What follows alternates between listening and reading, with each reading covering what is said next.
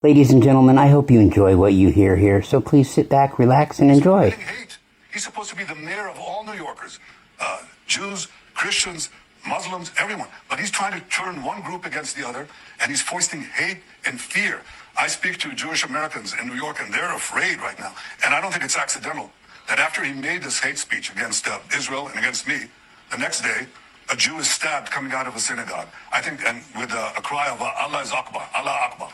And you know what that means. So I think that it's shameful. This is the man who's the architect, alongside the freaking Israeli Society, of one of the worst genocides live streamed in my generation. He has the temerity to accuse him of fostering hate. Mamdani hasn't killed anybody. Mamdani hasn't stopped anyone. He's not ethnically cleansing anyone.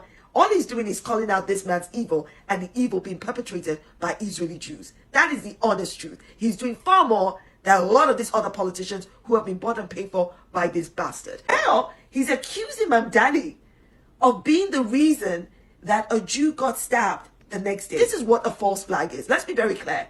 It wasn't just a Jew who was stabbed. An Asian man was stabbed too. But somehow, that's just conveniently forgotten. Only Jewish lives that matter. Don't you know? Only Jews count. Yeah, free Palestine. You're baby girl. I told you I'm American, unfortunately. Yeah, free Palestine. Free Palestine from genocidal baby killers. Don't? Actually, I have Palestinian students that had to leave Palestine because they were being genocided. I was in Egypt working with Palestinians that were losing their family members because they were being bombed by maniacs like you. Yeah, free Palestine. You're a genocidal maniac who bombs children and then tries to come to Vietnam and go on vacation. You're a war criminal. I see many war criminals right in front of me. It enrages me that you get to bomb children. Yeah, it enrages me. That's why I'm shaking. Because my Palestinian students had to leave their home. I'm a human being with a soul. It makes sense that you don't know what that is. Because it means losing your soul to kill children. That's what it means. President Trump is Netanyahu's cock ring. Literally. He is wrapped around that dude's dick so tight that Netanyahu, I don't even know if the dude ever gets off because he's just got fucking Trump wrapped around his balls so fucking hard that it's like the United States is Israel's permanent cock ring. Can you imagine if every pastor in America spoke out like this? Let me tell you something. The guy that won't preach against these people doesn't fear God. They fear man. And they're scared and they're a coward. And you know what? I don't want to go to Coward Baptist Church. I don't want to go to a church where they're going to be afraid to talk about Israel. Yeah, the nation that literally just turned Gaza into a parking lot. How can you be for that? If you love the gospel, how can you just be for a group of people that are just genociding all kinds of individuals, women, children, babies? They're just constantly in fights, constantly in conflict. Israel's the most anti-Christ religion in the world. I mean, show me a nation that hates Jesus more than Israel.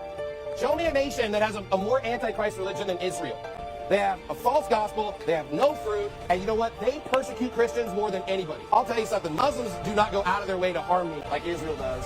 Did you hear Trump or Jeanine Pirro, the U.S. attorney in Washington, D.C., give a full-throated apology to the poor ex-Olympian who was arrested, tarnished, and put down in public by the most powerful people in our country for acts that he never committed, that now they're admitting that what caused the problems there was a inappropriate and inexperienced installation caused by the non-bid contractor appointed by Trump on a time schedule that was too quick to work, a time schedule created by Trump.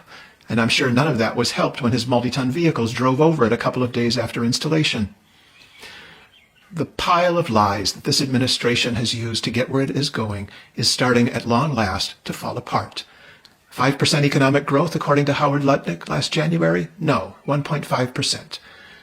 No new wars, according to Trump throughout the campaign? No, an ever-increasing Middle Eastern conflagration that is threatening World War III.